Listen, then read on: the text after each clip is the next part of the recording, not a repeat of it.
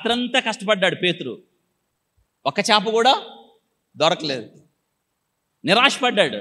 వినండి, పేతురు వృత్తి ఏంటి? మరి చేపలు పట్టేవాడికి ఏం దొరకలేదు.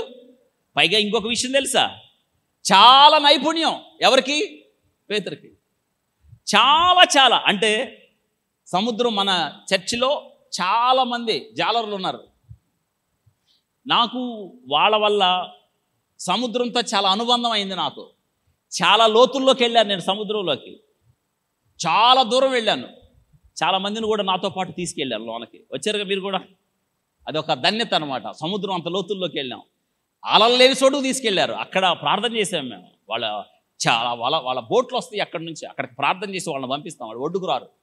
ఎందుకు ఈ మాటలు చెప్తున్నానంటే, సముద్రంతో అనుబంధం. వాళ్ళు చెప్తా ఉంటారు, సార్ ఇది ఇక్కడ ఈ లోతులో చూసారా, ఈ లోతులో పలానా చేపలు పడతాయి, ఈ ఆటుపోట్లు ఇవి పడతాయి, ఆ చేపలు దొరకాలంటే ఇదిగో ఈ ప్రాంతంలో సముద్రపు రొయ్యలు దొరుకుతాయి సార్, ఇక్కడ ఇంకొంచెం ముందుకెళ్తే పెద్ద తిమింగలాలు ఉంటాయి, అవి ఉంటాయి. అలా తెలుసు ఏ లోతుల్లో ఏ చేపలు ఉంటాయో.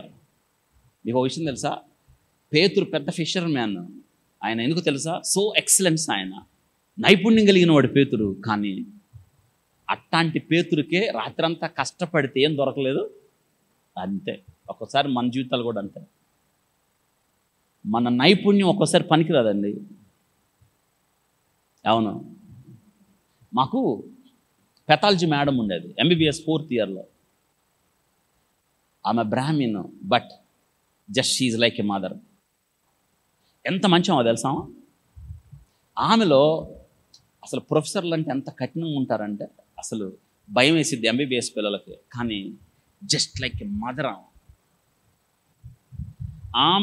ఆమె భర్త ఇద్దరు పెద్ద డాక్టర్లు. వాళ్ళకు ఒక కూతురు ఉంది అమెరికాలో. తెలుసా, ఆ అమ్మాయికి పెళ్ళైన తర్వాత ప్రెగ్నెన్సీ వచ్చింది. ఆ ప్రెగ్నెన్సీ గర్భసంచిలో కాకుండా ట్యూబ్లో వచ్చింది. దాన్ని ఏమంటారంటే ఎక్టోపిక్ ప్రెగ్నెన్సీ అంటారు. వాళ్ళు కనిపెట్టల. నాకు ఇప్పటికీ ఆ క్వశ్చన్ అది గుర్తొచ్చినప్పుడల్లా, when I was in 4th year, నాకు చాలా దుఃఖం కలుగుతుంది. ఓన్లీ డాటర్ ఆమెకి, అది కనిపెట్టల. విచిత్రం అంటే తెలుసా, ఆమె డాక్టరే.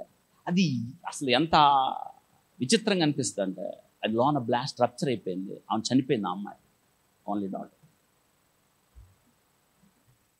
అనేక మంది వైద్యులను తయారు చేసే ప్రొఫెసర్లు ఇద్దరు.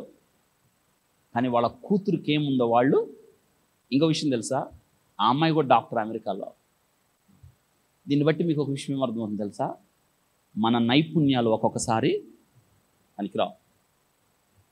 మనమే అండి చాలాసార్లు నాకు అవ్వచ్చు, ఇవ్వచ్చు, నాకు రాంది ఏం లేదు, నాకు తెలియంది ఏది లేదు.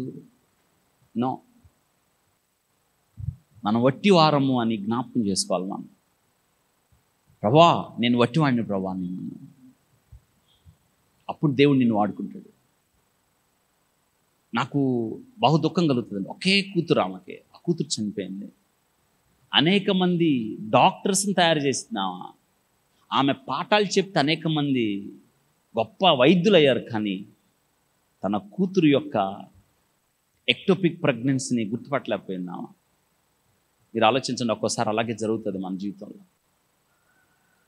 మోషే గొప్పవాడిని అనుకున్నప్పుడు దేవుడు వాడుకోలేదు. 2వ దఫాలో మోషే నాకు మాట్లాడటం రాదన్నప్పుడు దేవుడు దిగొచ్చాడు. 3వ దఫా మోషేకి తెలిసింది నేను వట్టివాడిని అన్నప్పుడు మోషే గొప్ప నాయకుడు అయ్యాడు. నీ జీవితంలో నువ్వు వట్టివాడు అయితే తప్ప దేవుడు నిన్ను వాడుకోడు.